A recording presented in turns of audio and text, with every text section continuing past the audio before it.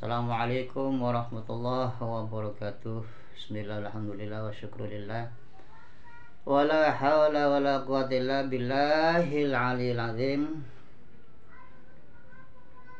A'udzu billahi minasyaitonir rajim. Rabbi shrah li sadri wa yassir li amri wahlul 'uqdatam min lisani yafqahu qawli.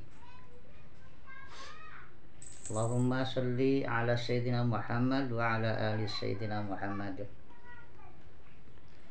Saudara-saudaraku yang dimuliakan Allah, semoga dalam keadaan sehat walafiat, berlimpah rezeki, yang sempit dilapangkan, yang sakit semoga diberikan kesembuhan, keluarga sakinah mawaddah warahmah, dan selalu dalam berkah Allah.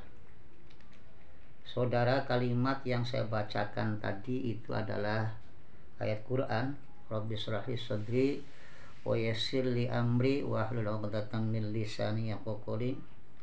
Itu bisa diamalkan ketika kita dalam keadaan sempit dada, ya, sempit rezeki.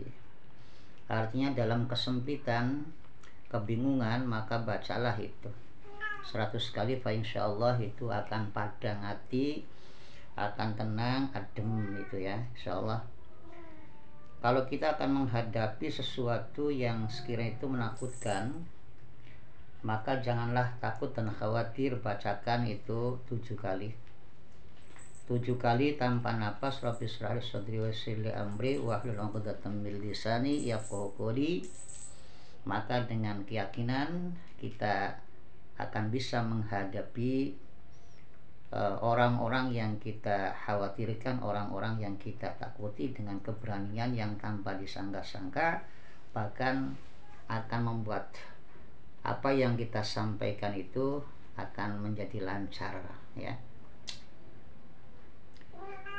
Kemudian marilah kita, saudara-saudaraku, membumikan selawat. Kulli hal, dalam setiap apapun kita bacakan selawat agar dimudahkan segalanya. Yang pasti ya, diridho Allah karena itu perintah dan disenangi oleh Kanjeng Nabi SAW. Dan kita selalu berharap semoga dengan kita memperbanyak baca selawat kita akan mendapatkan syafaat Kanjeng Nabi SAW, ya. Jadi jangan kita terkecoh ya oleh doktrin-doktrin yang mengatakan bahwa bermiliar-miliar, bertriliun-triliun membaca selawat tidak akan sampai ke Kanjeng Nabi, atau tidak akan mendapatkan respon, ya, atau dilihat oleh Kanjeng Nabi. Itu adalah doktrin yang sangat menyesatkan. Baca selawat 1, 2, 3 ya, itu pasti ada manfaatnya dan bersambung langsung kepada Kanjeng Nabi. Doktrin-doktrin yang sekarang itu kan banyak dilakukan oleh oknum habib itu agar ya umat itu selalu mencinta, memuliakan, menghormati dan mengikuti walaupun dalam keadaan buruk sekalipun. Itu sangat menyesatkan ya. Tidak boleh kita mengikuti siapa saja meskipun tidak bergelar. Kalau itu bagus ya kita ikuti, kalau buruk menentang Allah dan bersimpangan ajarannya atau perilakunya dengan Kanjeng Nabi ya kita jauhi, kan begitu ya.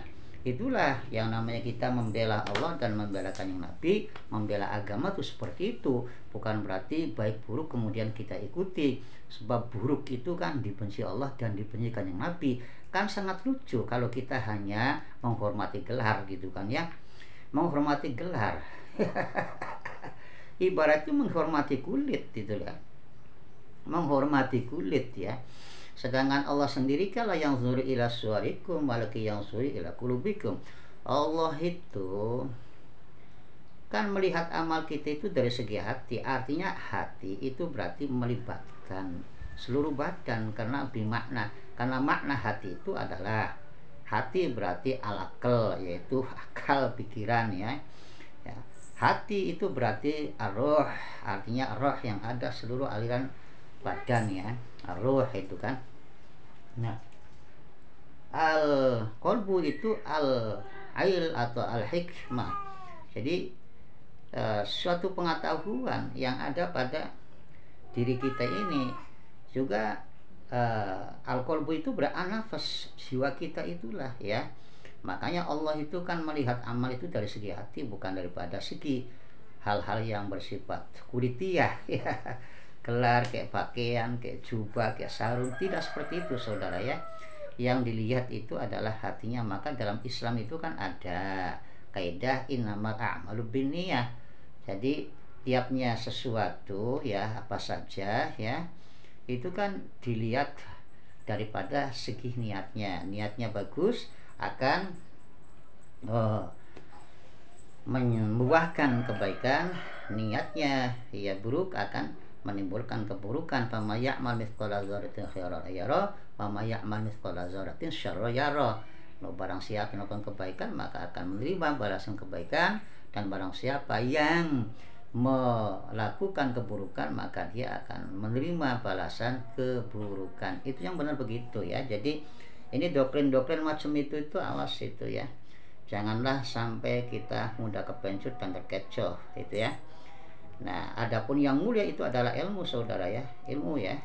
Ilmu yang menghantarkan kita pada jalan takwa Allah. Jangan kita juga takut ya. Nanti kualat itu, nanti tidak dapat syafaat itu, jangan itu ya. Itu juga menyesatkan itu ya. Yang kualat itu justru mereka-mereka yang suka menghina orang, suka melintir-melintir ayat gitu ya, untuk kepentingan hanya ingin dihargai, dihormati, itu malah kualat. Mencatut nama Nabi ya hanya untuk kepentingan hawa nafsu yang perilakunya tidak cocok, tidak mengikut pada jalan Nabi. Nah, kalau seperti itu mencatut nama Nabi tapi perilakunya berkiblat pada kesombongan, setan, iblis itu ya, sombong ya, suka merendahkan dan menolak koreksi, itu sama saja itu dengan melempar lumpur ya di kanjeng Nabi. Artinya justru menodai kehormatan, kesucian dan kemuliaan, kesempurnaan kanjeng Nabi. Ini harap kita itu selektif lah saudara ya. Saudara sekalian yang dimuliakan Allah, ya kita ini orang-orang awam ya, seperti saya pribadi itu prihatin ya dengan adanya ini masalah apa namanya itu kisrun nasab ini ya. Kisrun nasab ini kok yang terjadi kok malah tidak sesuai yang kita harapkan, yaitu adanya ulama-ulama atau GNU dengan NU saling tantang dan saling berdebat ya. Pribumi dengan pribumi saling poyok gitu ya. Yang lucu lagi ini yang baru-baru ini, yaitu orang Banten, ulama Banten sama orang Banten itu kok tantang-tantangan gitu loh ya. Sesama zuriyahnya Sunan Gunung Jati itu kok tantang-tantangan gitu loh ya. Yang seperti yang kita lihat sekarang ini, yaitu dari Pak Qurtubi itu ya, Buya Qurtubi itu yang nantang Kiai Haji Imaduddin gitu. Yang dimana beliau itu juga ngaku cucu Sunan Gunung Jati dengan alasan bahwa Imaduddin itu telah membengkokkan sejarah itu kan. Nah, ini yang lucunya itu nih si Kiai Haji Qurtubi ini kok saat ada yang oknum mengatakan bahwa turunan Wali Songo sudah terputus, dia hendak kemana itu Kiai Qurtubi itu kok diem gitu loh ya. Artinya iya, Masya Allah, beliau kan sebagai orang pribumi, sebagai orang Banten, sebagai cucu Sunan Gunung Jati kan. Nah, tetapi ketika ada oknum mengatakan bahwa turunan Wali Songo terputus, kok diem. Nah, tiba-tiba sekarang kok ngaku-ngaku gitu loh ya. Dan tiba-tiba sekarang ini kok malah nentang-nentang menuduh ada orang yang coba meluruskan ya, membicarakan tentang ya silsilah nasab Sunan Gunung Jati, kok malah langsung dituduh pembelokan. Artinya dia mungkin pegang sesuatu yang paling lurus, bonggan. Lamun wis menuduh pembelokan berarti Pak Qurtubi itu akan memberikan sesuatu yang maha lurus. Artinya kalau masih ditentang oleh yang lain, masih diperdebatkan, itu artinya apa? Artinya masih diragukan gitu loh. Kalau masih diragukan, nanti ini pelurusan Kiai Qurtubi ini berarti omong kosong, berarti ini berarti hanya kesombongan itu. Apalagi sampai-sampai sebelum debat saja itu sudah merendahkan. bahasa merendahkan lawan gitu loh, merendahkan sesama cucu Nabi itu ya, sesama umat Islam gitu loh, sesama orang Banten yang mbok akur gitu loh ya, mbok akur. Jangan begitu caranya, meskipun itu adu ilmu jadal gitu, tapi kan dengan cara-caranya lah, jangan menyimpan emosi sebelum aja emosi sudah. Ini bagaimana nanti kalau sudah terjadi kan begitu ya. Jadi enggak elok lah begitu ya. Kita jaga, kita berikan teladan untuk umat kita. Kasihan itu umat itu, kasihan itu orang-orang awam itu ya, yang sekarang itu banyak menjadi korban. Apa enggak melihat itu doktrin-doktrin daripada Oknum Habib itu yang banyak sekali menyesatkan, merendahkan kiai ulama.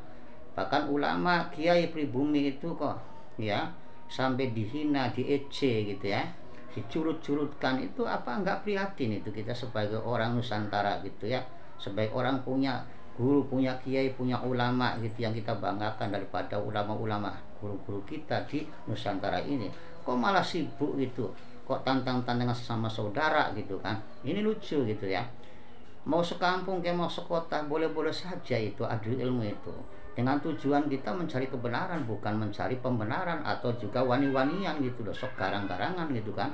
Nggak seperti itu, apalagi sampai saling merendahkan. Itu kan perilaku orang awam, masa ulama kok seperti itu. Lagi pula kalau kita berpikir ya, husnuzon itu loh, asbab daripada adanya Kiai Imaduddin muncul itu kan apa, coba kita ingat gitu loh. Kita ingat itu ya, bahwa selama ini kan ada oknum-oknum yang mengaku cucu Kanjeng Nabi, tetapi itu loh ya, perilakunya itu yang menyebabkan tanda tanya itu ya. Presiden kita, kepala negara itu ya, dicaci maki, dihujat gitu. Bagaimana kita itu sebagai warga negara coba? Ulama kita direndahkan itu, bagaimana coba ya? Saudara-saudara kita dihasut untuk membenci golongan itu, nah, untuk suuzon itu, menilai buruk terhadap pemerintah, terhadap pribadi.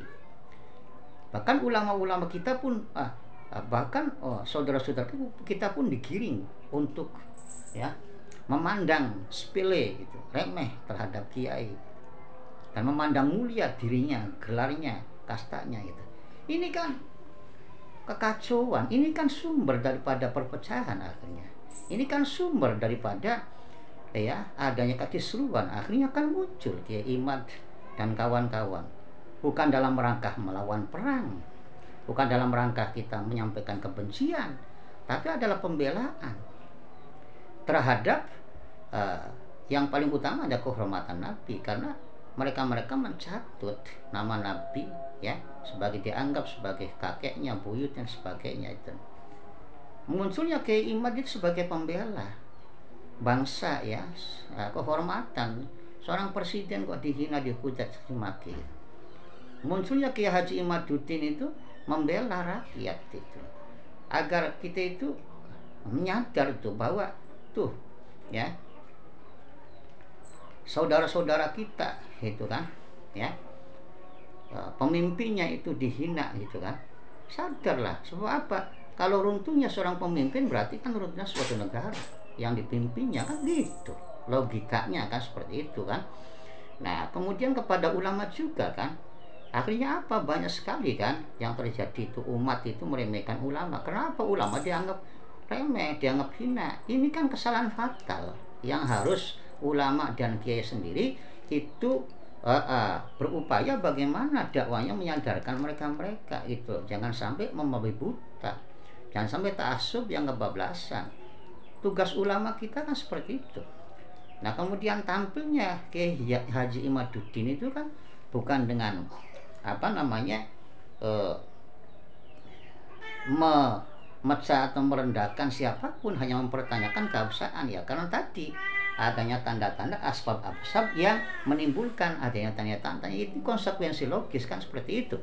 Nah mengapa kita konyocornya itu kan kepada Kiai Haji Imaduddin, bukan kepada sumber yang menyebabkan terjadinya bangkitnya ya Trah Wali Songo, bangkitnya ya cucu Wali Songo, bangkitnya umat Islam Nusantara, bangkitnya Kiai Haji Imaduddin dan kawan-kawan. Nah, untuk menyelamatkan akidah juga termasuk itu kan, untuk supaya jangan terpecah belah kan begitu. Nah, kemudian kalau memang itu dianggap ada kesalahan, kekeliruan, ya dengan cara-cara yang baik lah, elegan lah, imbang lah. Kalau itu ilmiah, balas dengan juga karya ilmiah, bukan dengan narasi-narasi atau framing-framing di belakang itu loh ya, bahkan tuduhan-tuduhan atau fitnah-fitnah yang membenci. Saya kira hakul yakin, wallah hakul yakin, seorang Imaduddin atau seorang yang mendukung atau siapapun umat Islam tidak ada yang membenci Ahlul Bait, yang membenci Zuriyah tidak ada, gitu loh. Hanya tidak cocok apabila itu terlalu vulgar untuk takwa di mana-mana gitu, bicaranya tentang nasab, kemudian ujung-ujungnya nuding pada dirinya sendiri untuk dihargai, dihormati, dimuliakan, diakui. Nah, kita itu kan diajarkan oleh agama ya, untuk supaya kita itu peka, supaya kita waspada gitu, dalam arti ya, kita kepencut itu bukan hanya karena gelar, nggak boleh, tetapi karena perilaku, akhlak dan ketakwaannya, karena tuntunannya, karena kasih sayangnya. Kan seperti itu.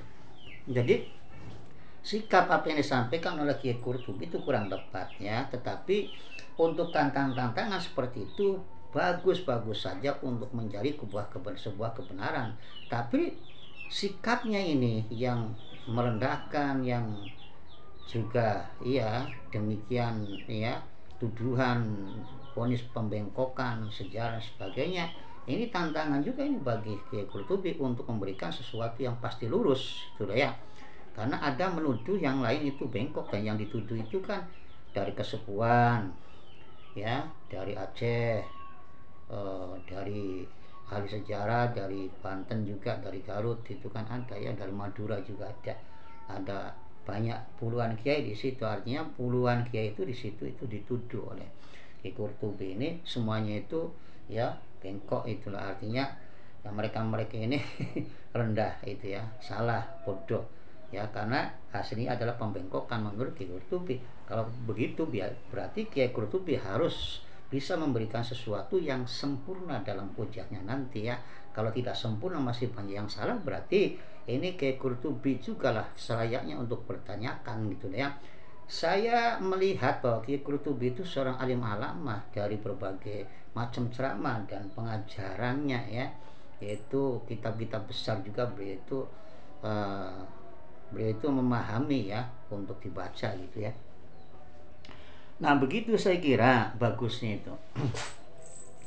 Dan kita harap itu nanti juga itu ada perwakilan dari Rabito untuk menghadapi Kiai Haji Imaduddin, atau Kiai Haji Imaduddin juga sudah siap untuk meminta sesi khusus itu untuk Rabito, untuk Bapak Taufik ya, Habib Taufik Asgab itu ya, atau siapa yang mewakili itu, dan juga termasuk itu ya wabil khusus ini Kiai Imaduddin juga iya, untuk perdebatan dengan Kiai Qurtubi itu saya hakul yakin itu ya tidak akan mundur, dalam artian pasti datang gitu ya. Tolong ini panitia lah live ini ya, live ya, biar masyarakat kita tahu gitu siapa yang hanya gede omong gitu ya, siapa yang artinya benar-benar ada tujuan untuk mencari kebenaran gitu kan. Ya saya betul khusnuzon terhadap apa yang disampaikan oleh Kiai Haji Imaduddin itu berkait masalah beliau itu calon bupati yang gagal sebagai itu kan masalah urusan personal diri. Ini masalah-masalah yang sekarang ini adalah masalah ilmiah, masalah ilmu. Kalau masalahnya itu ilmu, wajiblah kita itu dukung semua ilmu. Kalau memang itu diragukan ya wajib kita juga itu untuk menentang atau untuk meluruskannya dengan ilmu, bukan dengan narasi-narasi atau omong kosong di belakang yang menjadikan kekisruan ini makin memanas gitu loh. Jadi apa yang saya atau kita harapkan semuanya itu ya, wahai ya Bapak Kiai Haji Qurtubi ya, dari siapa organisasi mana saya nggak seperti itu ya, siapapun beliau adalah ulama kiai juga termasuk dari NU. Hayolah kasihanilah umat itu untuk masa sekarang itu yang kebingungan gitu loh, luruskanlah terutama ini dari doktrin-doktrin oknum-oknum ini yang membuat bingung gitu kan. mempercumakan masalah ibadah, hanya diarahkan untuk cinta dan hormat, memuliakan gelar gitu loh kan. Ya kalau urusan zuriat Nabi kan termasuk Kiai Qurtubinya sendiri itu kan masuk zuriat Wali Songo, yang otomatis juga zuriat Nabi kan.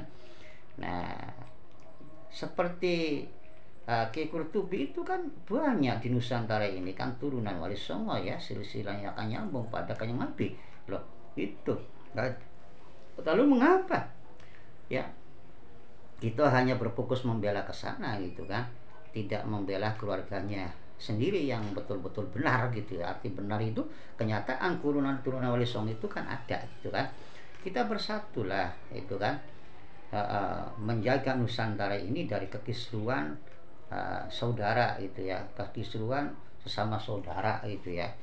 Bukan untuk perang melawan yang lain, bukan, tetapi ya kita bersama untuk bagaimana itu menjaga dan menyadarkan umat kita yang sudah terbuai gitulah oleh doktrin-doktrin yang saya kira itu nggak bagus gitu ya, yang berpotensi merusak akidah umat gitu. Jadi mari kita bersatu, wa'tasimu bihablillah jami'a wa'tasimu bihablillahi jami'a wa la tafarraqu, bersatu ya.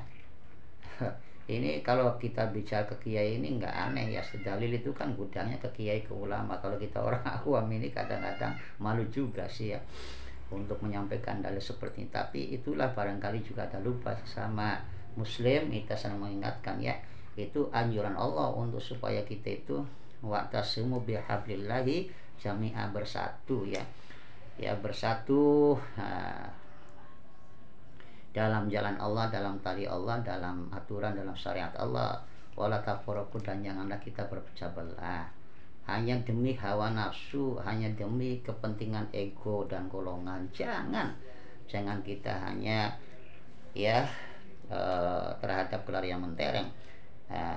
Kembali jadi pada, kalau kita menghargai cucu Nabi itu adalah kewajiban kita ya, Ahlul Bait apalagi. Tetapi menghargai sesama juga adalah kewajiban kita, menghargai ya ulama juga adalah kewajiban. Itu bukan kewajiban itu pada satu jalur saja, tapi kewajiban semua manusia itu adalah untuk saling menghargai, menghormati dan memuliakan. Kita tidak boleh malah merendahkan yang lain. Khontunas itu kan tidak boleh gitu ya, tidak boleh ya. Atau apalagi kita itu bangga diri memuliakan atau mencari kehormatan kebuntunya wajah yumbitan ini Pak. Orang-orang ini kalau sudah tamak akan gelar, tamak akan kedudukan, yumbitan ini Pak, itu mudah sekali akan tertarik pada sifat-sifat kemunafikan. Kalau munafik ini sudah menjadi perilaku, Masya Allah di mana-mana saja hanya ngibuli meskipun itu yang dipegang oleh kiai, habib ataupun ulama atau orang pinter,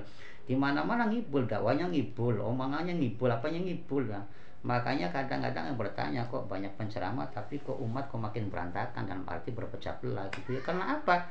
Karena di situ penyakit-penyakit yang sekiranya itu ya kurang terdeteksi oleh kita karena mengedihkan hawa nafsu dan kepentingan ego gitu ya.